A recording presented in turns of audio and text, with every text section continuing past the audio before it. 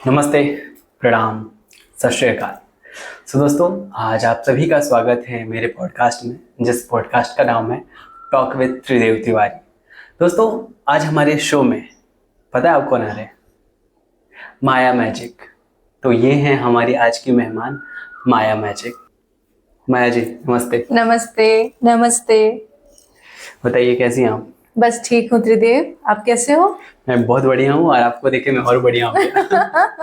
Thank you so much. चलो, अच्छा लगा कि कोई तो हमें देख के अच्छा फील करता है। अरे बिल्कुल बिल्कुल, मतलब मैं सबको देख के अच्छा ही फील करता हूँ, बट मैं आपको साड़ी में देख रहा हूँ अभी। मोस्टली देखता हूँ आप, मतलब जब भी आपकी पोस्ट वगैरह देखता हूँ आप साड़ी गर्ल, आपके इंस्टा पे लिखा आपने साड़ी गर्ल। यस। तो मैं जी, चलिए अब बताइए कि आपकी एक्टिंग वाली जर्नी कैसे शुरू हुई, मुझे वो जानना है। और अच्छा। फिर धीरे धीरे हम चलेंगे आगे, जो भी क्वेश्चन होंगे धीरे धीरे रिवील होगा, लेकिन अभी ये जानना है कि आपकी एक्टिंग में कैसे जर्नी स्टार्ट हुई। एक्टिंग में जर्नी बात ऐसी है कि मैंने कभी सोचा नहीं था कि मैं एक्टिंग साइड में आऊंगी या इस फील्ड में भी आऊंगी, फिल्म साइड में कभी आऊंगी। Okay. या कभी टेलीविजन करूंगी। ये सब हमारे लिए जस्ट एक ड्रीम की तरह था, कभी सपने की तरह ही था। मैंने कभी सोचा नहीं था, ना ही कभी डिसाइड ऐसे किया था कि हाँ मुझे इस साइड में आना है। आप जानकर हैरान हो गए कि मैं टीचर बनना चाहती थी। अच्छा, टीचर बनना। यस। बचपन से मुझे बहुत स्कूल कॉलेज पढ़ना पढ़ाना बहुत अच्छा लगता है। अच्छा। जी, मैं टीचर बनना चाहती थी, लेकिन एक होता है कि जिंदगी कहीं से कहीं कहीं और लेके जाती है। कुछ हम डिसाइड करते कुछ और होता है। तो ऐसे करते करते फिर फ्लो कुछ अलग आगे जाके चेंज हो गया और जर्नी चेंज हो गई, तो आ गई इस साइड में। तो कब कौन से ईयर से आपने प्रॉपर डिसाइड कर लिया था कि मुझे एक्टर ही बनना है? डिसाइड किया ही नहीं, जब तक मैं इसमें आई भी तब भी डिसाइड नहीं था कि मुझे क्या बनना है। बट काम करते जा रही हैं आप। काम करते जा रही थी। शुरुआत ऐसी हुई थी, मैं कॉलेज में थी। यहाँ घाटकोपर झुंझुनवाला कॉलेज में मेरा पढ़ाई हुआ। मतलब 12th तक तो मेरा कहीं और पढ़ाई हुआ था। District like Latur side, Ambajogai का नाम आपने अगर सुना होगा तो यशवंतराव चौहान कॉलेज अंबाजोगाई, तो वहाँ पे मेरा 12th तक का पूरा पढ़ाई हो चुका। उसके बाद फिर बीए के लिए मैंने यहाँ घाटकोपर में झुंझुनवाला में एडमिशन लिया था। पता नहीं था, तब मेरी एंट्री हुई थी 2009 में, मुंबई में एंट्री हुई थी जी। और उसके बाद फिर आगे कुछ फैमिली प्रॉब्लम की वजह से नहीं कर पाई, आगे पढ़ाई ज़्यादा कंटिन्यू नहीं कर पाई। तो एक होता है कि जो हमने डिसाइड किया था तो वो कहीं तो ब्रेक लगा और कुछ अलग रास्ता चुनना था उस टाइम। तो समझ में नहीं आ रहा था क्या करूं, लेकिन बचपन से इस फील्ड के बारे में काफ़ी एक अट्रैक्शन था और मुझे आदत थी कि वो पेपर कटिंग रखने की। अच्छा जी। हीरो की पेपर कटिंग जो रखती थी आप? मराठी के पेपर जितने भी आते थे ना, हाँ। लोकमत है, सकार है, फिर जितने भी आते थे, जो भी पेपर हाथ में आता था, तो मेरी कॉलेज स्कूल टाइम से आती थी। वैसे घर पे समटाइम्स पापा ने कभी कोई न्यूज़पेपर लाया तो उसमें जान के मैं ढूंढती रहती थी इस बारे में कोई जानकारी है कुछ अलग, या किसी कहीं कॉन्टेक्ट्स है, कुछ है, ये किसी का ईमेल आईडी है, ऐसा कुछ भी समझ में नहीं आता था मुझे वो क्या है। या मतलब कोई आर्टिकल आया है, आर्टिकल के जो राइटर थे उनका लास्ट में ईमेल आईडी वगैरह होता है। अच्छा। तो वो भी मैं कटिंग करके रखती थी, मुझे नहीं पता था। वो अच्छा लगा आर्टिकल, मैं कटिंग करके रख ली। तो ऐसे करते करते उसका शुरुआत और मैंने वो फाइल बनाना स्टार्ट किया था। तो बहुत संभाल के रखती थी मैं उस फाइल को। तो वो मुझे काम आई जब मेरा कॉलेज छूटा। अच्छा। यस। कॉलेज छूटा तब मुझे मैंने इसमें ऐसे ही ढूंढा, सोचा पता नहीं इसमें देख लेते, एक बार नज़र डालती हूँ। कॉलेज तो छूट गया, लेकिन बाद में सोचा क्या करूँ, कुछ अलग तो चुनना। मतलब वो एक तरफ से आप कह सकते हैं कि ऑप्शन नहीं था मेरे पास। मेरे सामने कोई ऑप्शन बचा ही नहीं था कि मैं कुछ मतलब जो डिसाइड किया उसी पे कुछ करके आगे बढ़ूँ या कुछ नहीं। दैट्स वाई मैंने वो जब छानबीन की उसमें तो पता चला, एक पेपर था उसमें, एक कटिंग था उसमें पेपर का, तो उसमें कुछ एकेडमीज के ना कांटेक्ट नंबर थे, नाम कांटेक्ट नंबर। वो एक्टिंग के इंस्टीट्यूट, ये एक्टिंग इंस्टीट्यूट उसमें शामिल था, पूना का भी, ITI, सॉरी FTI उसका भी था। बट मैं मुंबई में और फैमिली को छोड़ के तो नहीं जा सकती। मैं सोचा ही नहीं था कि मैं फैमिली से हटके दूर जाके कहीं कुछ करूँ। मैं ऐसा कुछ सोच रही थी, देख रही थी कि मुझे फैमिली के साथ भी फैमिली के रहने को साथ मिले रह के काम। और यहाँ पे मुझे काम करने का मौका मिले। तो उसमें फिर बाद में एक एकेडमी है, उसका नाम है मुंबई फिल्म एकेडमी, जो आज भी चार बंगलों में है। अच्छा, यहाँ कांदिवली में? लोखंडवाला, अंधेरी लोखंडवाला में है, चार अंधेरी बंगलों। लोखंडवाला। यस, अच्छा। उधर है। तो वहाँ का मुझे कांटेक्ट मिला, तो वहाँ पे मैंने ऐसे ही कॉल किया। तो उन्होंने, नसीब है कि कॉल लग गया उस टाइम पे, क्योंकि मैं जितने भी कांटेक्ट मतलब कॉल किया था वहाँ पे उस टाइम ट्राई जो किया था कि कहीं कुछ जॉब है, कहीं कुछ काम है, इसलिए तो किसी का कांटेक्ट नहीं लगा, किसी ने उस टाइम पे फोन नहीं उठाया, किसी का फोन बिजी, किसी ने कुछ कहा, किसी ने कुछ। तो यहाँ से मुझे बहुत अच्छा रिस्पॉन्स आया, पॉजिटिव, कि यस हाँ ये वो। तो उन्होंने फिर बताया कि ऐसे ऐसे, फिर मिलने के लिए गई। फिर देखा वहाँ पे, तो उन्होंने फिर एक्टिंग वर्कशॉप फर्स्ट ज्वाइन करने के लिए कहा कि आपको कुछ भी जानकारी नहीं है तो आप फर्स्ट एक्टिंग वर्कशॉप ज्वाइन कर लो। तो वो किया। फिर वहाँ से फिर आगे वो जर्नी स्टार्ट हो गई। फिर वहीं पे उन्होंने, वो जो ओनर थे वो मुंबई फिल्म एकेडमी के मिस्टर ब्रजेश पांडे, आज वो हमारे बीच नहीं रहे, कुछ साल पहले वो उनका देहांत हुआ।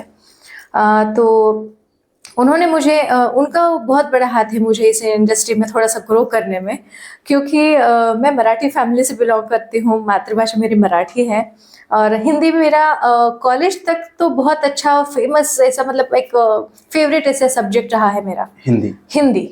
उस वो बट वो हिंदी लिखने तक काफी सीमित था। अच्छा, पढ़ने में बोलने में पढ़ भी लेती थी, लेकिन जब बात करने का टाइम आता है ना, तब नहीं होता था। सो माया जी, जैसे कि आप बता रही थी कि आप यहाँ मुंबई फिल्म एकेडमी, राइट? जी। ओके, तो वहाँ से जब आप गई तो वहाँ पे कितने महीने का कोर्स था या साल का कोर्स था? बेसिकली उन्होंने मुझे 3 महीने का कोर्स स्पॉन्सरशिप में ऑफर किया था।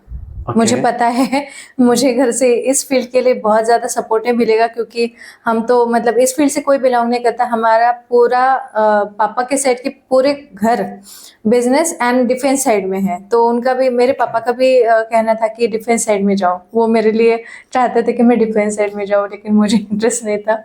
मुझे कुछ यहाँ रह के कुछ अलग करना था, इसलिए या टीचर मेरा फिक्स था, इसलिए। फैमिली सपोर्ट बिल्कुल करती ही नहीं थी, या फिर ऐसा कुछ था कि आप इंडिपेंडेंट बन के करो, जो कुछ करना है फैमिली का सपोर्ट इन द सेंस, उन्होंने परमिशन दिया, ये बहुत बड़ा सपोर्ट है आज किसी भी लड़की के लिए। किसी भी फील्ड में बिल्कुल। एक फाइनेंशियल वो सपोर्ट करे ना करे, लेकिन आपको अगर कुछ करने की परमिशन दे रहे हैं ना, और स्पेशली अपनी फील्ड में, बहुत बड़ा सपोर्ट है। हमारी फील्ड इतनी हाईलाइट है और इतनी बदनाम भी है कि अगर मिल जा रहा है कि ठीक है तुम जाओ, वही अपने आप में बहुत बड़ी बात है, खास करके फीमेल्स के लिए। यस, क्योंकि क्या है, इस बारे में ना संभ्रम में बहुत भ्रम है अपनी फील्ड के बारे में, कि ऐसी होती है, वैसी होती है। अब मैं तो नॉन फिल्म बैकग्राउंड से हूँ, तो मैं जब आई हूँ तब पता चला है कि एग्जैक्टली इसमें काम कैसे होता है, लोग कैसे होते हैं। लेकिन जब तक नहीं आई थी ना, हम जो सपोज मेरे रिलेटिव्स में हो या अड़ोसी पड़ोसी, उनसे कभी कभार ऐसे गप्पे लड़ाते थे ना ये लोग, तो इस फील्ड के बारे में, तो बहुत अतरंगी चीजें बोलते थे, बहुत ही अलग, कि कोई हिम्मत नहीं करेगा इस फील्ड में आने की। क्योंकि क्या है ना, हमारी जो इंडस्ट्री बहुत रंगीन है, हाईलाइट इतनी है ना, तो लोग अच्छी चीजें जो होती है वो तो रिवील नहीं करते, बहुत जल्दी शेयर नहीं होती, लेकिन कुछ भी छोटी सी गलती या फिर मिस्टेक वो बहुत जल्दी वायरल होती है। यही चीज रहा, मैं भी अभी इंडस्ट्री में काम करने से पता चले क्या चीज गलत है, क्या चीज सही है। तो जब तक आप उस फील्ड में रह के जानोगे तभी ठीक है। ऐसे किसी के सुने से आप कहो कि ये ऐसी वैसी। अरे आज भी ऐसे कांटेक्ट में मेरे, मतलब कई लोग ऐसे बोलते हैं कि नहीं हम मान ही नहीं सकते, उनका जो वो एक राय है ना, वो कायम है। वो बोलते हैं ना कि काले पत्थर की सफेद लकीर, वैसे ही वो मान ही नहीं सकते। हम कितना भी उन्हें बोले अरे नहीं ऐसा नहीं, ऐसा है, हमने खुद काम किया है, तो बोलेंगे नहीं मान ही नहीं सकते हम, ऐसा हो ही नहीं सकता। वो भी अपनी जगह पे ठीक है, क्योंकि इंडस्ट्री में पार्टीशंस आए, कुछ लोग बहुत अच्छे हैं, कुछ लोग बहुत बुरे हैं। तो ये चीज तो हर जगह है, पर्टिकुलर इस इंडस्ट्री को ब्लेम नहीं कर सकते कि ये सब जगह मिलेगा आपको, हर इंडस्ट्री में होता है। ऐसा नहीं कि सिर्फ अपनी फील्ड में है। आप डिफेंस साइड में जाओ, डॉक्टर साइड में जाओ, बैंक में जाओ, जो काम करने वाले होते हैं ना, उन्हें आप पूछो। जी बिल्कुल बिल्कुल ऐसा है। और ये ऐसे तो चलो हमारी इंडस्ट्री ऑलरेडी बदनाम है, या पब्लिक की बहुत मतलब वायरल होती है बहुत सारी चीजें, इसलिए। अदरवाइज बहुत ये जो चाहिए तो आप टीचर साइड के ले लो, मतलब जो ये है बैंक साइड का ले लो, डिफेंस साइड का, पुलिस की साइड का ले लो, महिलाओं के शोषण हर जगह होते हैं। अग्री। ऐसा है। और ऐसा नहीं कि सिर्फ फीमेल्स टारगेट की जाती है, मेल भी टारगेट किए जाते हैं आजकल। बस तो वो बहुत हाँ हमारी इंडस्ट्री में, अगर अपनी इंडस्ट्री की बात करूँ, कितने सारे ऐसे मिले, दे आर नॉट कंफर्टेबल। हाँ बहुत कास्टिंग काउच कितनी बहुत होती है। बहुत ज्यादा। एटलीस्ट फीमेल को अब तो इतना मिल गया कि वो अपनी आवाज उठाकर पुलिस कंप्लेन करे। तो अभी जैसे इनका क्या करे? मुंबई में फिर भी यस फीमेल्स यस। जितनी बहुत सेफ है कंपैरिजन टू हाँ हाँ अदर सिटीज। यस। मुंबई में बहुत सेफ है, बहुत ज्यादा। बहुत ज्यादा सेफ है। यहाँ की पुलिस बहुत अच्छी है। तो बाकी बाकी सारे स्टेट में भी है, बट कंपैरिजन टू अदर उतना स्टेट यहाँ पे नहीं, बहुत है। उतना नहीं। मैंने कई मतलब कई जन से ऐसे सुना भी कि मुंबई जितना सिर्फ कहीं नहीं है जी बिल्कुल, मुझे फेमस भी ये के लिए। लगता है। और मैंने खुद भी फील किया। मैं इवेंट्स करके आती थी, शूट से आती थी, तो 12 के बाद ही ऑलमोस्ट हमारा कभी भी पैकअप हुआ, या इवेंट्स तो आप जानते हो अपने यहाँ बॉलीवुड के इवेंट्स हो या बर्थडे पार्टी, यहाँ तो नॉर्मल बर्थडे पार्टी पे 12 के बाद का आपका पूरा वो ये होगा, पार्टीज होगा, सब खाना पीना ये वो सब, या उनके खेल वगैरह हो गए, वो गेम वगैरह सब करते हैं, या फिर शादी या हल्दी सेरेमनी, संगीत, ये सब जितने भी फंक्शन है ना मुंबई में नाइट में ही होते हैं। इसलिए मुंबई में कहा जाता है कि मतलब दिन रात वो एक ही है। एक ही एक ही है, बस काम हाँ, करने वालों हाँ, के लिए एक ही है। हाँ, जो नहीं, जिनका एक स्केड्यूल बना हुआ है ना 9 to 5 जॉब वाला, उनके लिए नहीं है। हाँ। ऐसा है। लेकिन वो भी लोग बाहर कभी भी निकलो। हाँ, मुंबई बस हमें कभी रुकती नहीं है ना, रुक हमेशा कभी नहीं चलती रुकती। है। बस ट्रेन रुकी हुई मैंने देखी है मुंबई में ऑलवेज। रात के 1 बजे लास्ट ट्रेन होती है और मॉर्निंग में 4 बजे शुरू हो जाती है। बस वो 2-3 घंटे पता नहीं कितना रेस्ट कर लेती है। ठीक है, अब चलते हैं, थोड़ा से आगे जी। बढ़ते हैं। तो अभी काम को लेके क्या सिलसिला है आपका? कितने काम किया आपने? शुरू कौन सा, कभी कोई सीरियल किया था, फिल्म किया था, कैसे शुरू हुआ था वो सिलसिला आपका? हाँ, अच्छा लगेगा मुझे बताना कि मेरा ये अपना मुंबई फिल्म एकेडमी से मैं निकली। अच्छा। वहाँ तो मुझे 3 महीने का कोर्स ऑफर हुआ था, लेकिन वहाँ तो मैंने एज अ स्टाफ भी मैंने वहाँ ज्वाइन किया था, तो मुझे काफ़ी बाकी के कोर्सेज भी वहीं से मुझे ऑफर हुए। उनका कहना ये नहीं, तुम करो, जिसमें परफेक्ट नहीं हो, जो पता नहीं है। स्पेशली एंकरिंग का कोर्स के लिए मुझे वो इसलिए फोर्स करते थे कि बात करने का तुम तरीका जानोगी, बात करना समझोगी।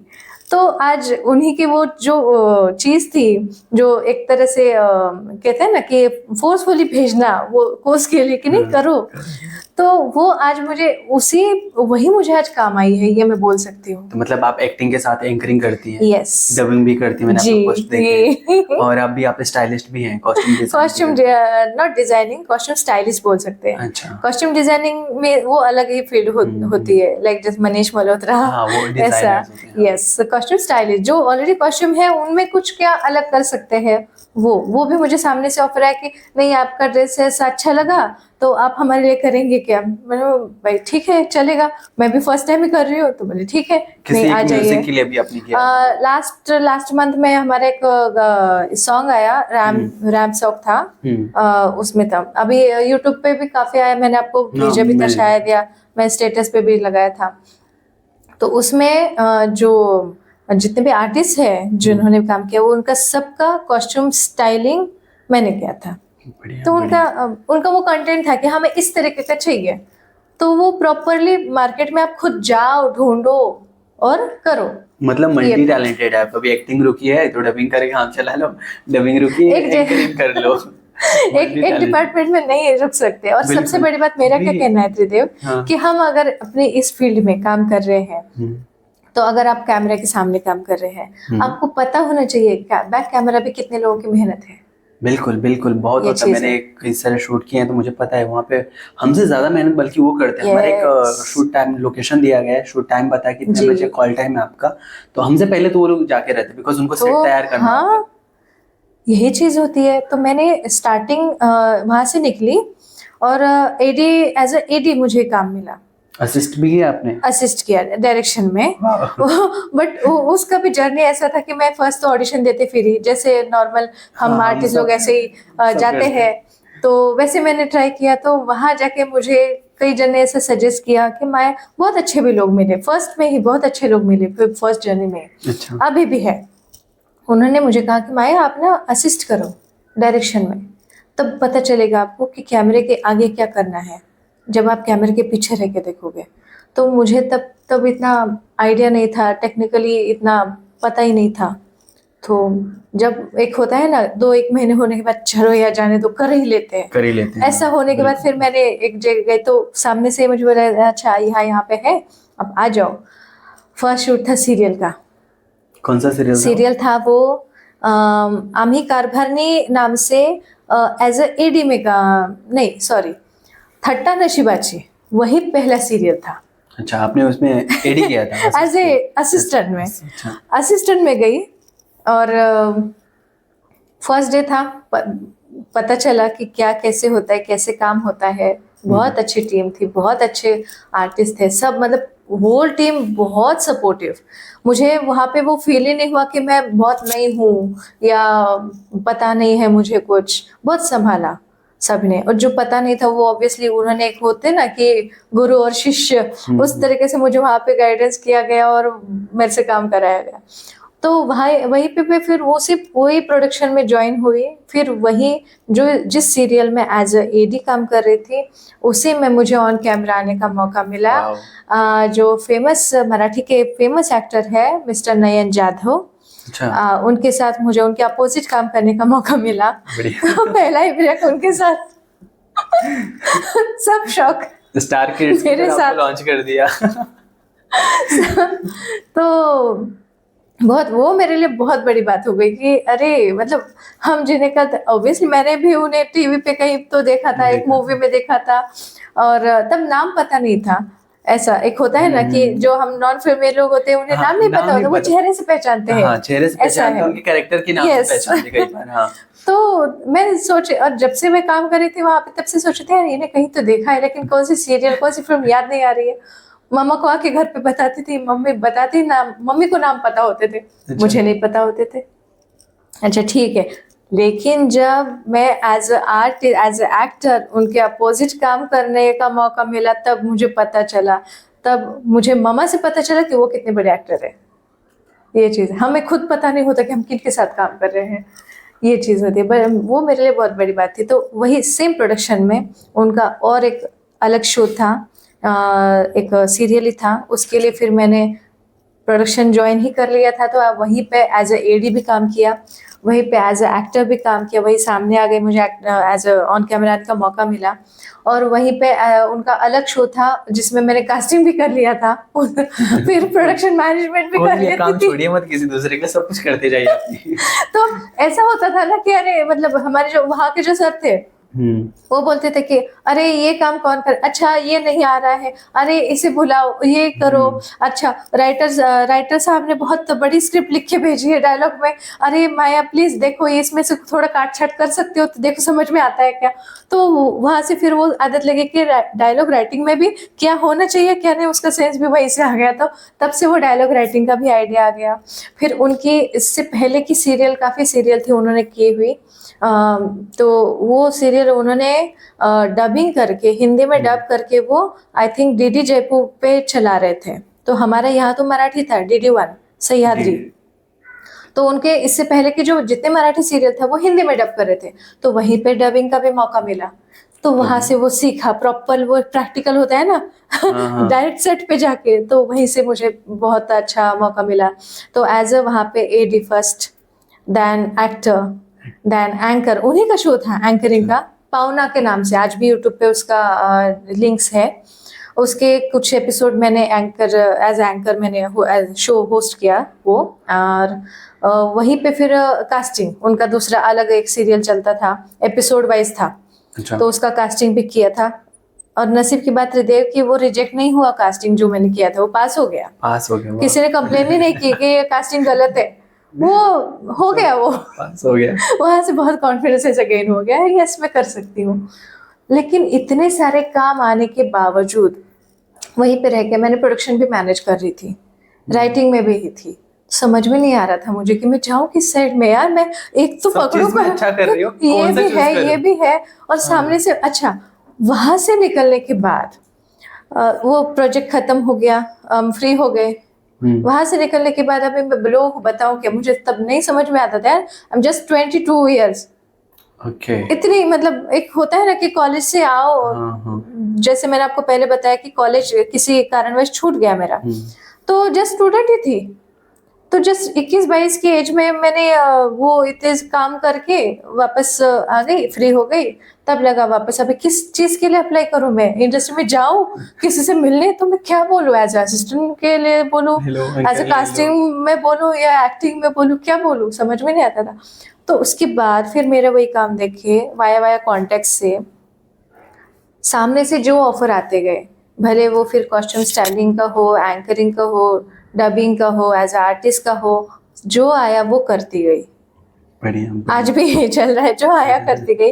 लेकिन एक चीज उसमें ज्यादा की है, वो है एंकरिंग जी, मराठी हिंदी में। जो भी फिर ऐसे फंक्शन भी आते गए, फिर जैसे अपना film music launch, trailer launch, फिर पर्सनल भी ऐसे संगीत सेरेमनी है, वेडिंग है, ये है वो है, ये सारी चीजें भी करती गई। बढ़िया बढ़िया। तो ये सब जब कुछ आपने इतना सब कुछ कर लिया, जी। फैमिली का क्या रिएक्शन था? दे वर हैप्पी कि चलो कुछ ये तो सो है। पहले तो जैसे आपको बताए सब शौक थे। हाँ। फैमिली में अगर कहो तो पापा के साइड तो ऑब्वियसली सब बिजनेस एंड डिफेंस, ये यही साइड में, तो सबको यकीन करना थोड़ा मुश्किल हो रहा था कि यार माया, सब टीवी पे देख रहे थे मेरा सीरियल, अरे माया। तो वो थट्टा नशीबाजी जो आया था, उसके बाद और एक मेरा सीरियल आया अमी कारभार में, उसमें सेकंड लीड किया था मैंने। फिर दूसरी आई थी आकाश तारा करके, तो उसका तो मुझे लगता है पायलट शूट हुआ था, उसके बाद वो आगे उनका पता नहीं क्या टेक्निकल इशू हुआ, वो नहीं पता। मेन तो ये 2 सीरियल ज्यादा चली अच्छे से।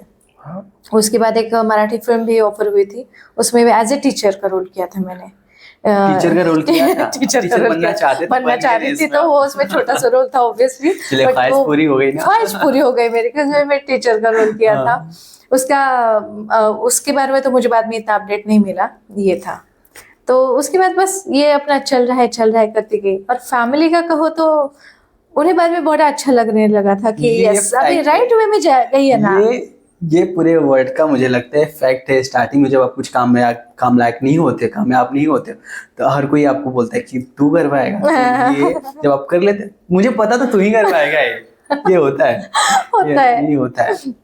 सो इतना सब कुछ करने के बाद अभी चीजें लाइनअप में है? अभी क्या कोई फिल्म करनी है, कोई बड़ा शो करना है, कुछ है चीजें लाइनअप में? अभी लाइनअप में है तो सही, लेकिन अभी उसे रिवील नहीं कर सकते जब तक डेट फिक्स उसका होता नहीं, क्योंकि अपने इंडस्ट्री में यही है, जब तक आपको फिक्स आपको किया नहीं जाता ना कि यस ये कंफर्म है, दिखा दो, तब तक जब आएगा तो होता जाएगा। और मेरे फैमिली को तो बड़ा अच्छा लगने लगा था, पापा के साइड का। मम्मी के साइड की फैमिली का कहो तो मेरी मम्मा मेरे नाना नानी को इकलौती औलाद, तो मेरे नाना नानी बड़े खुश सीरियल देख के, चलो अच्छा है कर लिया। ऐसा नहीं, टीवी पे आना, हम जैसे हम फिल्मी बैकग्राउंड से नहीं है, तो अगर हम टीवी पे आते तो हमारे पूरे गांव वाले, पूरे मतलब पूरा एरिया खुश हो जाता है। अरे यार, अरे एरिया छोड़ो, मेरे मतलब नाना नानी, मतलब मेरे नाना नानी के गांव, उनके अभी ऑब्वियसली उनका छोटा सा गांव खेड़ा है, वो खेती बाड़ी करते थे। अच्छा। तो उनका गांव, उनके वाया कांटेक्ट, अभी आसपास के जितने भी गांव होते हैं ना, छोटे छोटे गांव, सब तरफ वो फैल गया थी ये न्यूज की, स्प्रेड हो गई थी। अरे इनकी नाती पोती ये सीरियल में, वो सीरियल में है, कब है? तो अच्छा मंडे, उस टाइम मंडे के दिन था, वीकली एक ही टाइम शायद आता था, वन डे ही आता था शायद। तो उस दिन सब बाद में फोन करके बताते थे हम आज जल्दी आ गए काम से देखने के लिए। 5 बजे सीरियल था, 4 बजे आके टीवी लगा के बैठे हुए हैं। तो वो उस टाइम जो फील होता है ना, बहुत अलग, मतलब बता नहीं सकते। फॉलोइंग भी हो गई थी आपकी बहुत ज्यादा। आज भी लोग वेट करते हैं, मैं वापस कौन सा सीरियल आ रहा है, मैं बताती हूँ, क्या करूँ, बाकी भी काम चल रहा है, लेकिन वो लोगों को दिखता नहीं है। वो लोगों को दिखता क्या है, आप ऑन कैमरा क्या कर रहे हो। लेकिन तब से लेके अब तक मेरी जर्नी कहीं रुकी नहीं है। ऐसा है कि भले चाहे वो फिर प्रोडक्शन मैनेजमेंट का हो, कुछ हो, चल रहा है, यही होना चाहिए। रुकी नहीं हूँ मैं, मुझे रुकना पसंद नहीं है।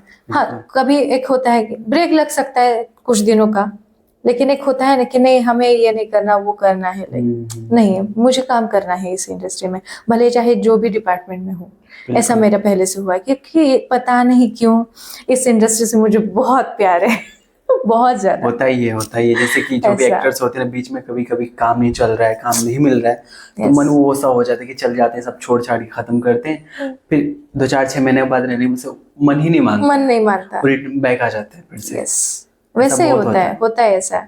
मैंने भी कभी ऐसे ट्राई किया था बीच में, जब बीच बीच में कभी गैप हुआ था तब ट्राई किया था कहीं जॉब का, ये वो जॉब करके भी देखा। बाय गॉड, मैं नहीं कहती मैं जॉब करना चाहिए, जब भाई जो जॉब के लिए बने हैं ना वो करो यार, वो सच्ची। करो, exactly. लेकिन मैं खुद बोलती हूँ मैं जॉब के लिए नहीं बनी हूँ, ये चीज़ है, मैं नहीं बनी जॉब के लिए। मुझे फ्रीलांस काम अच्छा लगता है, मुझे इसी फील्ड में काम अच्छा लगता है, ऐसा। मैंने एक कोट पढ़ा था कहीं पे, व्हाट्सएप पे कहीं तो पढ़ा था कि जॉब की जो सैलरी होती है वो एक पॉइजन की तरह होती है, यस, जो आपको हर महीने दी जाती है, आपको अपने सपने से दूर करने के लिए, आपको मारने राइट के लिए। राइट, एक्चुअली फैक्ट है, मुझे वो वो सच में fact ही बहुत है। रियलाइज हुआ, क्योंकि जब आप Yes. जॉब करते हैं ना तो एक अमाउंट आता है, उस अमाउंट आप पूरा फिक्स कर लेते हैं, मैं ये करूंगा, हाँ, तो एक लाइफ रिदम सी बन जाती है, और एक्चुअली फिर आप उसमें फंस के रह जाते हैं, कंफर्ट जोन में हो जाते हैं, कुछ कंफर्ट जोन सोचते में नहीं होते है। हैं, हाँ राइट, ये बात होती है।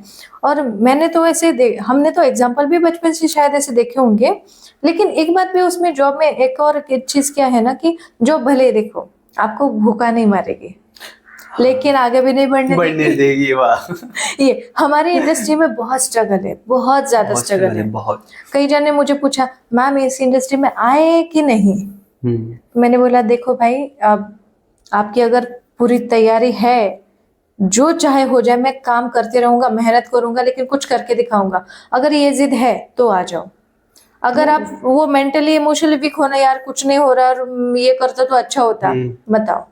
सर पे मतलब कफन बांध लो, तभी इस इंडस्ट्री में कदम बस। रखो कि भाई कर लूंगा तभी जाऊंगा। हाँ, है यही ना? बात है, यही बात है। वही चीज, बहुत से जो आज हमारे इंडस्ट्री में दिग्गज कलाकार हैं, तो उन लोगों ने भी तो कितनी सारी प्रॉब्लम फेस की हैं, ऐसे थोड़ी इतने आज वो ज्यादा दिग्गज कलाकार बन गए। और मैं कहूंगी उन्होंने जो प्रॉब्लम फेस किए उनके जमाने में, और जो पहले के देखो कैसे इतने फैसिलिटीज नहीं होती थी, टेक्निकली हम ज्यादा इतने ये नहीं थे, है ना? बिल्कुल। तो उस वक्त उन्होंने जो कर दिखाया है ना, वो आज हमारे हिस्से में 10% में नहीं आता, उतना स्ट्रगल नहीं आता जितना उन्होंने किया है उस टाइम पे। अब थोड़ा सा कंपटीशन ज्यादा हो गया। यस, वो तो है, कंपटीशन ज्यादा हो गया, लेकिन प्लेटफॉर्म भी बहुत हो गए, तादाद बढ़ गई इसलिए कंपटीशन ज्यादा हो गया है, कंपटीशन ज्यादा हो गया इसलिए प्लेटफॉर्म भी उतने हो रहे हैं, बन रहे हैं।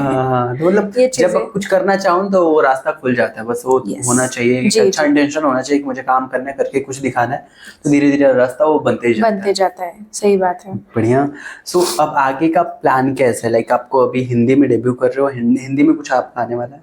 नहीं, हिंदी का तो है तो सही, मतलब ऑफर तो है, लेकिन अभी देखते हैं कितना क्या होता है, नहीं है, जैसे होता रहेगा वैसे मैं अपडेट करती रहूंगी। चलिए बढ़िया। हिंदी मराठी मुझे दोनों में करना है। ज्यादातर आपने काम मराठी में किया है। हिंदी में कुछ कोई सीरियल कोई कुछ नहीं ऐसा बड़ा सा? हिंदी में भी कुछ नहीं। थिएटर प्लेस वगैरह किया आपने? कुछ थिएटर नहीं किया अभी तक। नहीं ना? नहीं। वही आपने एकेडमी में बस आपको क्लासेस ही देते थे, कोई थिएटर प्लेस वगैरह नहीं कराते थे? वो प्लेसमेंट देते हैं, लेकिन मेरा वो नहीं हो पाया, वहां से थिएटर में नहीं हो पाया। अच्छा। थिएटर में भी वो प्लेसमेंट देते हैं, सीरियल्स में हो या जिस भी साइड में, उनके काफी कॉन्टेक्ट्स है अलग अलग स्टूडियो में। मानो डबिंग के लिए कोई गया है, रिकॉर्डिंग के लिए, वहाँ पे टोटल फिल्म स्टडी कोर्स होता है, तो हर स्टूडेंट के लिए वहाँ से प्लेसमेंट मिलता है। और दूसरी बात कैसे, हाँ पूरा फिल्म स्टडी कोर्स है वहाँ पे, तो जितने भी है तो उनके पूरे इंडस्ट्री में कॉन्टेक्ट्स तो है, ऐसा वो उस हिसाब से, उनके टैलेंट के हिसाब से वो वहाँ पे उन्हें काम दे देंगे, ऐसा है। मैं वहाँ पे 1.5 साल रही, कोर्स तो मेरा कब का खत्म हो चुका था, लेकिन वहाँ पे एज ए स्टाफ भी रहे, तो एज ए स्टाफ रही इसलिए बाकी कोर्स, जिस कोर्स के लिए एडमिशन नहीं भी लिया था, उस कोर्स में भी जाके मुझे बिठाते थे, बैठो सीखो, ऐसा था। तो वो एक बेनिफिट ही हुआ। और एक होता है ना कि आपको आपसे बड़े या आपके गार्जियन जितना जो भी बोलते हैं उस टाइम पे, जो जितना भी बताएंगे, जबरदस्ती करके बताएंगे नहीं ये करो, वो उस टाइम पे हमें अच्छा नहीं लगता है क्या है, हमारे पीछे हमें जीने भी नहीं देते सुकून से, ऐसा कभी तो मन में लगता होगा। लेकिन नहीं, वो उनका आज पता चलता है, वो बहुत काम आता है। चलिए मैं जी, आपकी प्रोफेशनल लाइफ तो हमने जान ली कि कैसे आप काम करते, कैसे शुरू। थोड़ा सा मैं, अगर आपकी इजाजत हो, थोड़ी सी आपकी पर्सनल लाइफ को जानना चाहूंगा कि वो कैसी, बिकॉज जो एक्टर की लाइफ है, ठीक है, उसमें जब तक आप इमोशनली, आप मेंटली ठीक नहीं रहते, तो आप अच्छे से काम नहीं कर पाते हो, राइट? तो ये आपकी पर्सनल लाइफ में मेंटली इमोशनली आप फिट हो, ठीक हो? ऑब्वियसली ठीक है वो। हाँ, तो ये बढ़िया। लेकिन कभी वो तनाव आया घर से, या फिर कभी किसी रिलेशनशिप में, या फिर कभी फैमिली से कि क्या कर रही है, कुछ अच्छा नहीं हो रहा है, कभी ऐसा मेरी डगमगाया? मॉम डैड्स के साइड से तो ऐसा कभी नहीं हुआ कि अगर उन्होंने उल्टा मुझे इतना सपोर्ट किया, अगर मेरा कभी कुछ नहीं भी, मानो कुछ दिन काम है कुछ दिन नहीं है, स्टार्टिंग में होता है ऐसा, सबके साथ होता है। अब पता नहीं वो पीरियड कब तक चालू रहेगा आपका, ये भी हम नहीं बता सकते, होता है। लेकिन उस टाइम पे मेरे घर वालों ने, मेरी फैमिली मुझे ऑलवेज सपोर्ट किया है। ये चीज बहुत अच्छा कहा आपने। और जिसकी फैमिली सपोर्ट कर रही है ना, उसको किसी के सपोर्ट की जरूरत नहीं होती, सच में। ये उन्होंने, उनका सपोर्ट के बिना मैं यहाँ आती भी नहीं। ये है, आज मैं जो आपके सामने हूँ, इतना अच्छे से बात कर रही हूँ, जो इतने एक होता है ना कि टेंशन फ्री बिंदास, उनके बिना नहीं होता, पॉसिबल ही नहीं है। फैमिली अगर आपकी, देखो ऐसा भी एक फैक्ट है, दुनिया में ऐसे कई लोग हैं जिनकी फैमिली नहीं भी है, लेकिन जिनकी है, उन्हें कई लोगों को देखा है, उन्हें उनकी कदर नहीं होती है। लेकिन मैं ऐसे लोगों को बोलना चाहूंगी कि प्लीज अपनी फैमिली की कदर करो। जो आपके लाइफ में जितने भी लोग हैं, आपके ब्लड रिलेशन वाले हैं, मॉम डैड है, स्पेशली मॉम डैड, उनकी कदर करना सीखो। नहीं करो करो, उनके साथ 2 मिनट बैठ के बात करो, उनसे मतलब पता चलेगा, उनके लाइफ का एक्सपीरियंस हमसे दुगना तिगना होता है। बिल्कुल बिल्कुल, वो ऐसा हमसे है। ज्यादा दिन के सूरज देखे हैं। हाँ, तो इसीलिए उनके साथ बैठो, बात करो, और उनसे देखो एक मुझे, मैं उस बारे में बहुत लकी हूँ कि मुझे मेरी फैमिली जो है, मेरे फैमिली में सब एक सर्टेन एज के बाद हम ऐसे फ्रेंड की तरह बात करते हैं। आपको यकीन नहीं होगा, अगर हो कोई मुद्दा है तो उस पे ना मेरा भाई, मेरे मम्मा बैठ के ऐसे डिस्कस करते हैं क्या करना चाहिए इसका। जैसे हम फ्रेंड बैठेंगे, चाय पीते बैठेंगे, या चलो किसी बात पे हम, एक होता है ना, कई जन से मैंने सुना है कि यार किससे कहूँ, मैं मेरे फैमिली में तो नहीं बोल सकता। मेरे बारे में ऐसा नहीं है, मैं फैमिली को बिंदास, पहले मैं उनसे बात कर सकती हूँ, ऐसी मेरी बल्कि फैमिली। ये ज्यादा है, क्योंकि जब फैमिली से सारी चीजें आप डिस्कस करोगे ना, तो अच्छा निष्कर्ष बताएंगे। उन्हें पता तो चले कि हमारा बच्चा किस मेंटली दौर से गुजर रहा है, उसके बाहर सिचुएशन क्या है, कंडीशन क्या है, वो तो उन्हें पता चलेगा, तब तो वो उस हिसाब से सपोर्ट करेंगे। क्योंकि फैमिली हमें अच्छे से ऐसा है। समझेगी और अच्छी सलाह देगी। फैमिली के अलावा आपको कोई नहीं समझता त्रिदेव, आपको एक बात बोलो, फैमिली के अलावा आपको कोई भी नहीं अच्छे से समझ सकता। ये है ना, उनके बारे में, उनके अलावा आपको कोई जान सकता है अच्छे से। इधर पूरी दुनिया में आपको प्रूफ करते रहना पड़ेगा, नहीं मैं ऐसा नहीं, मैं ऐसा हूँ, नहीं मैंने ये नहीं कहा, मैंने ये कहा, ये आपको हमेशा प्रूफ करते रहना पड़ेगा। फैमिली को ये भी बोलने की आपको जरूरत नहीं, आपकी फैमिली आपको जानती है, त्रिदेव ने क्या कहा होगा और क्या नहीं, वो कैसे है हम जानते हैं, आपसे पहले वो बोलेंगे, ये चीज होती है। तो फैमिली के बिना मैं यहाँ नहीं हूँ। काफी डीप बात, और सच फैक्ट यही है, फैमिली मतलब एक वो फैमिली ही है, मतलब जिसके लिए आप पूरी दुनिया हो। यस, फैक्ट है ना। बढ़िया। सो अच्छा लग रहा है आपसे बात करके। बहुत सारे क्वेश्चन तो हैं अभी, वो करेंगे ही। पूछे। हाँ। सो माया जी, अभी मैं थोड़ा सा मतलब इजाजत लूंगा पहले कि आपकी पर्सनल लाइफ के बारे में जानूं, लाइक जो मैरिड लाइफ थी आपकी, तो कैसी थी? मतलब जैसे कि हम सारे अनमैरिड हैं, तो क्या एक्सपीरियंस क्या होता है? बहुत एक अच्छी शादीशुदा लाइफ के लिए क्या चीज़ बहुत अच्छी होनी चाहिए? अंडरस्टैंडिंग, सबसे बड़ी बात अंडरस्टैंडिंग और सपोर्ट। अपने पार्टनर, फर्स्ट तो अपने पार्टनर को आप जानो, समझो, और आप जैसे हो ना वैसे ही प्रेजेंट हो। आपको बनावटी या दिखावा कुछ करने की जरूरत नहीं है, रियल। ये है पहली बात। आज जो आपने मुद्दा उठाया कि मैरिड लाइफ या पार्टनर या कैसे क्या होता है, एक सेकंड में टोक, मैं इस वजह से मैं पूछ रहा हूँ क्योंकि आजकल बहुत से ऐसे लोग हैं 35 कितने साल के हो जाते हैं, they are not doing married because of अच्छी रिलेशनशिप नहीं होते, बाद में चल के डाइवोर्स हो जाते हैं, बहुत सारी चीजें क्रिएट होती हैं। इस वजह से लोग मतलब बहुत लंबे समय तक शादी नहीं कर रहे हैं, और बहुत सारी ऐसी चीजें आ रही है जिसमें डिवोर्स आए दिन हो रहा है, बहुत छोटे से मसले को लेकर। तो इस वजह क्या वजह है? वही सेल्फ रिस्पेक्ट, अंडरस्टैंडिंग, यही चीजें नहीं होती हैं? बस वही रीजन है। सबके रीजन बहुत अलग अलग हो सकते हैं, जितने जैसे हम कहते हैं ना कि जितने इंसान उतने नेचर, हाँ, उस हर किसी हिसाब का अपना से। पॉइंट ऑफ व्यू हो सकता है। तो फर्स्ट अगर मैं अपनी बात करूं तो आई एम सिंगल मदर, या आई एम सिंगल मदर। 7 साल पहले मेरा डिवोर्स हो चुका है। उसकी वजह क्या थी? अपनी फील्ड, अपना सेम काम। फील्ड से थे सर? सेम फील्ड से। Okay, and it was love marriage और अरेंज? दोनों बोल सकते हैं। ओके जी। दोनों बोल सकती हैं। हाँ, मैं ऑब्वियसली रिवील करना चाहूंगी यस कि लव कम अरेंज बोल सकते हैं या फिर सिर्फ अरेंज भी बोल सकते हैं, क्योंकि एक साथ काम करना वैसे जानना अलग बात है, बट आप काम करते हुए एक दूसरे को जान रहे हो एंड देन सडनली डिसीजन लेते हो कि नहीं मुझे इससे शादी करनी है, ये टोटली रॉन्ग है। ये चीज है, आप पहले पर्सनली उस इंसान को जानो, समझो, और अगर आप कहते हो कि नहीं नहीं मैं जानता हूँ, मैं समझता हूँ या समझती हूँ ये कैसा है क्या है और मुझे ऐसा ही चाहिए था, अगर आप ये कहते हो तो आप मतलब एक, मैं तो कहूंगी कि देखो मैं जैसी हूँ वैसी हूँ बचपन से। मैं आप एक मतलब हर किसी के बुक में मैं बहुत गुड गर्ल नहीं हूँ, है ना। और सब हम कोई सब, हो भी नहीं सकता है, कोई नहीं हो सकता। बिल्कुल। किसी के ना किसी की किताब में आप बैड हो, बहुत बैड हो, बहुत बदतमीज हो, या बहुत एटीट्यूड है आप में, या एक पता नहीं क्या क्या, क्योंकि लोग बोलते हैं ना कि लोग क्या बोलेंगे हम नहीं जानते, ये चीज होती है, लेकिन हम खुद तो जानते हैं हम कैसे हैं कि हम कैसे हैं। बिल्कुल, बिल्कुल। और सबसे बड़ी बात यहाँ पे अगर आप रिलेशन और इसकी बात कर रहे हो, रेबल्स की बात कर रहे हो, उसकी वजह ये होती है कि आप जैसे हो वैसे एक तो दिखाते नहीं हो, ओके।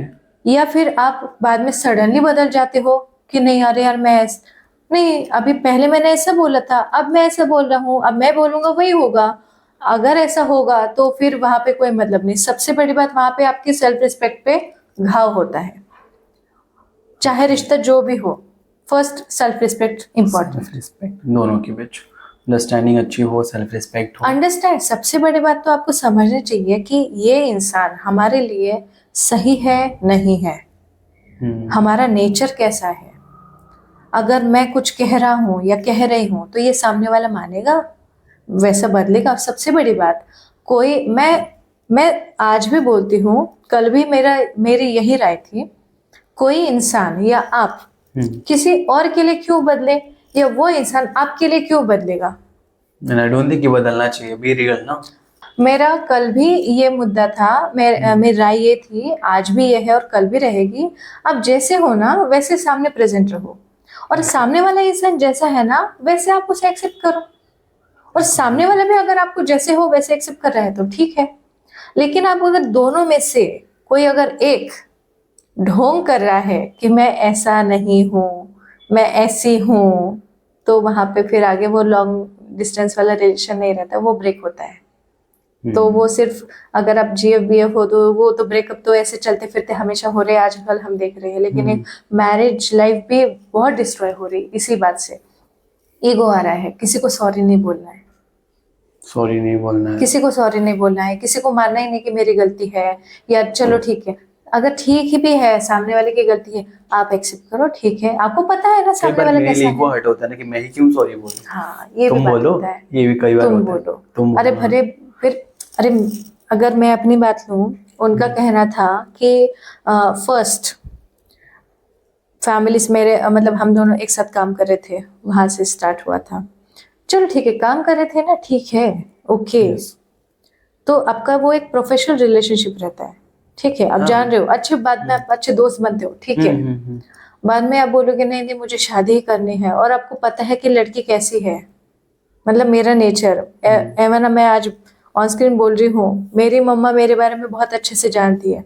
आज भी अगर मुझे कोई प्रपोजल आए भी बहुत आफ्टर डिवोर्स, कई प्रपोजल आए मैरिज के लिए, मेरा उनसे एक ही था बोलना कि मेरी मम्मा से जाके मिलो, वो मेरे बारे में आपको अच्छे से बताएगी। और मम्मी कहती है रिस्क अपने ही दम पे लो, इससे शादी करनी है तो ये एग्जैक्टली ये नेचर, क्योंकि मम्मा किसी की भी हो वो अपने औलाद के बारे में अच्छे से जानती है। बिल्कुल बिल्कुल, उन्होंने वो हमारे हमारे अपने बच्चे को वो अच्छे से जानती है कि वो मेरा बच्चा कैसा है, उसका नेचर कैसा है, उसकी सोच कैसी है। और कोई भी माँ अगर तभी जान पाएगी इसकी सोच कैसी है जब वो उसके साथ फ्रेंडली रहेगी। बिल्कुल बिल्कुल, मेरी मम्मा और मैं ऑब्वियसली बेस्ट फ्रेंड है, तो सब शेयर होता है, सब कुछ होना भी चाहिए। मुझे लगता है कि हर किसी को ना जो बेस्ट फ्रेंड और फ्रेंडशिप करनी चाहिए ना पेरेंट्स के साथ। यहाँ तक कि अगर कोई अच्छा लगा मुझे एकदम एक देखो फर्स्ट तो मैं गर्ल्स हाई स्कूल में पढ़ी, उसके बाद तो घर से तो इतना स्ट्रिक्ट ऐसा माहौल था कि वो कुछ मतलब लड़कों से तक किससे कैसी बात करते हैं मुझे पता नहीं था सच में। हाँ, और मेरा पाला पड़ा डायरेक्टली अपना ये जब इस फील्ड में आई, Mumbai film academy and all, यहाँ पे वो सब स्टूडेंट एंड ऑल ये सब, तो तब जाके वो लड़कों से पाला पड़ा कि अच्छा, फिर लगा यार लड़के इतने भी बुरे नहीं होते। बिल्कुल बुरे कॉलेज में, यहाँ तक कि कॉलेज में भी लड़के थे, नहीं ऐसा नहीं, लेकिन बात तक करना दूर, सब मुझे जानते हैं, मैं किसी को नहीं जानती। अब क्या करूं यार, सब मुझे जानते हैं, मैं किसी को नहीं जानती थी।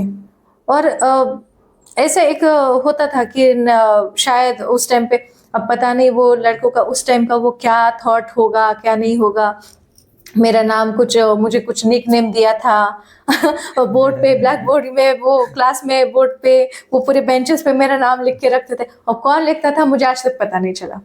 कोई तो लिख के रखता था, और कौन थे मुझे नहीं पता।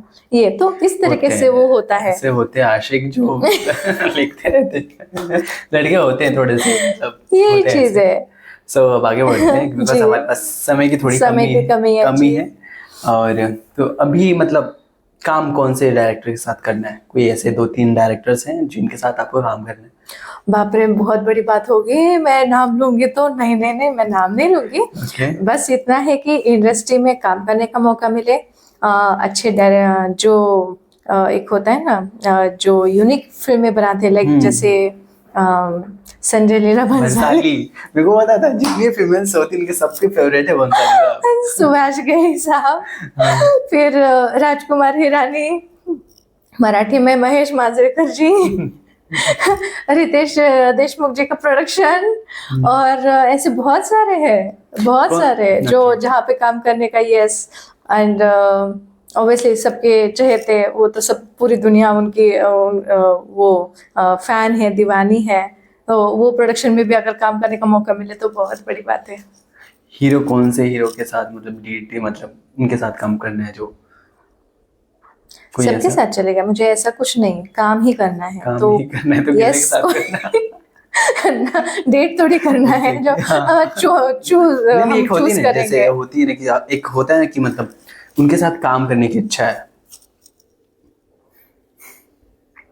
आयुष्मान खुराना, ओके, यस, और ऑब्वियसली है सलमान खान, ठीक है, सलमान खान, हाँ, बहुत बचपन से देखती आ रही हूँ ना, सो कभी बहुत ऐसा सपने एक होता है ना, ड्रीम होता है कि यस हमें इनके साथ कभी काम करने का मौका मिले, और बहुत बचपन से मैंने ये सपना देखा है कि मुझे, तब तो आयुष्मान खुराना तो अभी कुछ साल पहले आए हैं, लेकिन मैं बचपन से जिन्हें देख रही हूँ तो वो सलमान खान है।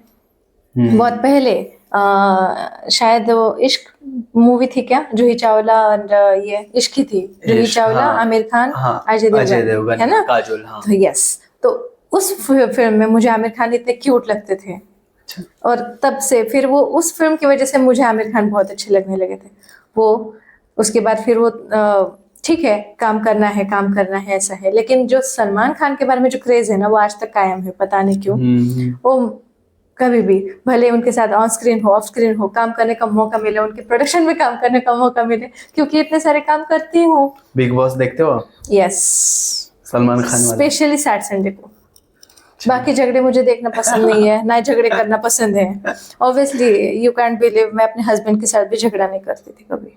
हमारे जितने भी झगड़े हुए सब साइलेंट हो गए, सब साइलेंट झगड़े थे, दूर से ही थे, बस वो बात नहीं करेंगे, 3 दिन तक बात नहीं करेंगे, 3 दिन तक भी। बल्कि ये वाला ज्यादा पेन करता, पता है आपको? मुझे आदत हो गई थी बाद में, एक दो बार ऐसा हुआ भी, तो मुझे लगा चलो ठीक है कोई बात नहीं, मैं मना रही हूँ, वो बंदे को एक भाव भी नहीं पड़ रहा है, चल हट ठीक है। तीसरी बार से मैंने पूछना ही बंद कर दिया, तो बंदा अपने आप रास्ते पे आ गया फिर। हाँ, आपको एक मतलब एक बोल दूं आज की जनरेशन को, स्पेशली मैरिज के बारे में, आप वो आजकल मैंने खुद भी देखा है, और मैं खुद भी यार मेरा खुद का एक्सपीरियंस है, बहुत डर रही हूँ आजकल ये मैरिज कॉन्सेप्ट को लेके। मैरिज मतलब एक रिस्पॉन्सिबिलिटी है, ना कि एंजॉय करने का वो कुछ अलग वो प्लेटफॉर्म है। हाँ, जैसे हम आज अलग अलग प्लेटफॉर्म पे काम करते हैं, वो कोई प्लेटफॉर्म नहीं जहाँ पे आप अपनी लाइफ एंजॉय कर रहे हो, नहीं, वो एक जिम्मेदारी है। और सबसे बड़ी बात, आप अगर आप थोड़ा अध्यात्म साइड में जाओगे तो विवाह विवाह। उसे शब्द है आप विवाह। बहुत स्पिरिचुअल हो ना? यस यस, मैं देखता हूँ आप पूजा पाठ भी बहुत करते हो। जी, वो जी, करती हूँ। और बहुत ये होना चाहिए, आई थिंक हर किसी को करना चाहिए, बहुत पॉजिटिव करना एनर्जी चाहिए, आती लेकिन है। आजकल हर किसी लोगों का के पास समय नहीं है स्केड्यूल एग्जैक्टली। नहीं, समय सबके पास है। देखो 24 घंटे सबके पास होते हैं भाई, 24 घंटे सबके पास है। अंबानी के पास भी आज 24 घंटे है, अदानी के पास भी 24 घंटे, मोदी साहब के पास भी 24 घंटे, हमारे पास भी 24 सबके घंटे, पास। सबके पास 24 घंटे है। एक ही सूरज है, एक ही चांद है, एक ही हवा पानी सब है ना। जब नेचर ने आपको कहीं भी भेदभाव, बिना भेदभाव किए आपको सारी चीजें प्रोवाइड की है, समय के साथ समय भी, तो फिर सबका अपना अपना स्केड्यूल है। आप अपने हिसाब से अपना स्केड्यूल फिक्स करो कि मुझे इस टाइम पे उठना है, इस टाइम पे जाना है, इस टाइम पे सोना है, इस टाइम पे खाना है। देखो अपनी फील्ड जितनी फ्रीलांस है ना, उतना ही अगर अपनी फील्ड में हम डिसिप्लिन के साथ काम करेंगे ना, उतना अच्छा है हमारे लिए भी, सामने वाले के लिए भी। ये चीज है। डिसिप्लिन तो हमारे यहाँ पे थोड़ा मुश्किल है, बट हो जाते हैं। कई लोग डिसिप्लिन में काम करते भी हैं। डिसिप्लिन इन द सेंस क्या, टाइम का थोड़ा पंक्चुलेशन हो तो बेटर है। बहुत सारे ऐसे आर्टिस्ट हैं, हाँ। उनका नाम नहीं लूंगा, मतलब उनको अगर टाइम दिया जाए ना कि इतने टाइम पे आना है, वो 2 घंटे 3 घंटे लेट आते हैं। पूरे पूरे दिन 6-6 घंटा भी लेट आए हुए मैंने खुद भी देखा है। क्या करें, क्यों? उनका एटीट्यूड क्या है? हाँ। मैं एक्टर हूँ, मैं प्रोड्यूसर हूँ। बट उन और कई बार तो ऐसा है कि जो प्रोड्यूसर वो खुद जब एक्टर होता है तो उनका तो वो पूरा जोन ही वो अलग होता है, पूरा वो एटीट्यूड ही अलग होता है। लगता है पता नहीं यार, हम सच में यही काम कर रहे हैं या हम सपने में काम कर रहे हैं। ऐसा मुझे कई बार फील हुआ कि सच में ऐसा है, ऐसा होता है। लेकिन हाँ, ऐसा होता है कि लोगों को लगता है कि नहीं, मैं अपने बाकी के काम निपटाते हुए भी अपना ये भी शूट कर लूंगा। नहीं होता वैसा। ऐसी बात। चलिए माया जी, काफी अच्छा लगा आपसे बात करके। एक चीज वो लास्ट क्वेश्चन है मेरा, पूछना जी। चाहूंगा कि जो नए एक्टर्स आ रहे हैं उनके लिए जी। थोड़ा सा कुछ बोलना चाहेंगे, कुछ कह पाएंगे? जो कई बार होता है कि हम नए आते हैं तो हमें कुछ पता नहीं होता है जी। और हमें गलत हाथ में चले जाता है, पूरा लाइफ खराब हो जाती है, बहुत सी चीजें हो जाती है। तो एक छोटा सा मैसेज हमारे ऑडियंस को दे दीजिए, लाइक जो नए एक्टर्स आ रहे हैं, लाइक कहीं यूपी से, बिहार से, फिर कहीं किसी भी स्टेट से आ रहे हैं, चाहे आपके मराठी इंडस्ट्री के लिए आ रहे हैं, चाहे जी, मुंबई जी, से ही है, कहीं से भी आते हैं, एटलीस्ट इस चीज़ से अवेयर रहें कि अच्छी जगह पे जाएं, अच्छे लोगों से मिलें, Yes. अच्छा काम करें। कुछ छोटा सा। मैं न्यू कमर्स को इतना ही कहना चाहूंगी कि फर्स्ट आपकी फैमिली का सपोर्ट होना बहुत जरूरी है। नहीं भी है तो आप में उतना दम होना चाहिए कि आप अपने दम पे इस इंडस्ट्री में कुछ करके दिखाएं।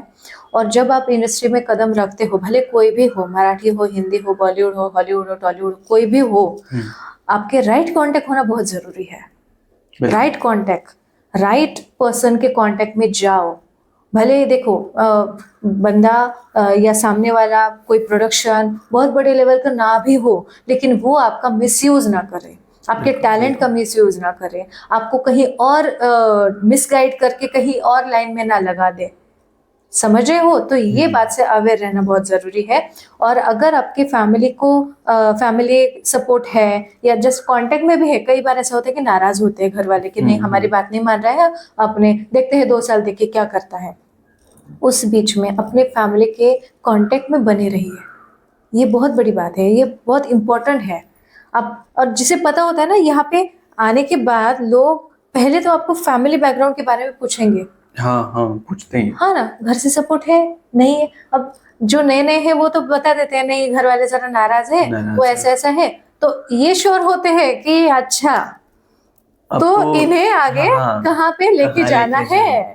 अगर आप कहेंगे कि ये सब मेरे घर वाले पूरा सपोर्ट में है, उन्होंने तो मुझे भेजा है, उन्होंने मुझे बहुत मोटिव किया और मैं थोड़ा सा ये था वो था, ऐसा करके आप घर वालों को थोड़ा सा सामने रखोगे ना, तो वो थोड़ा सा सही रहेगा। आपको कुछ भी हो, एक्सपीरियंस के अलावा आपको कुछ समझ में भी नहीं आएगा, ये भी बात है। लेकिन राइट कांटेक्ट होना जरूरी है, राइट पर्सन के कांटेक्ट में जाओ, अपना गाइडेंस के तौर पे कोई तो अच्छा होना चाहिए इस इंडस्ट्री में। बिल्कुल बिल्कुल ऐसा है। चलिए माया जी, काफी अच्छा लगा आपसे बात करके। फिर भी बहुत बातें हो रही है, हाँ, बहुत वही चीज, समय की पाबंदी है, इस वजह से यहाँ पे हम बातें बस यहीं पे विराम करते जी विराम करते हैं। फिर से एक बार आपका इंटरव्यू करेंगे, जिस दिन प्रॉपर मतलब 1-2 घंटे का इंटरव्यू करते हैं, जिसमें प्रॉपर और भी बहुत सारे क्वेश्चन मेरे पास अभी भी हैं जो मुझे पूछना था आपसे, लेकिन वो समय की बस पाबंदी है, वही चीज़ है, और मेरे पास एक और इंटरव्यू है उस वजह से। So thank you so much. Thank you so much Tridev, thank you so much. बहुत अच्छा लगा आपसे बात करके।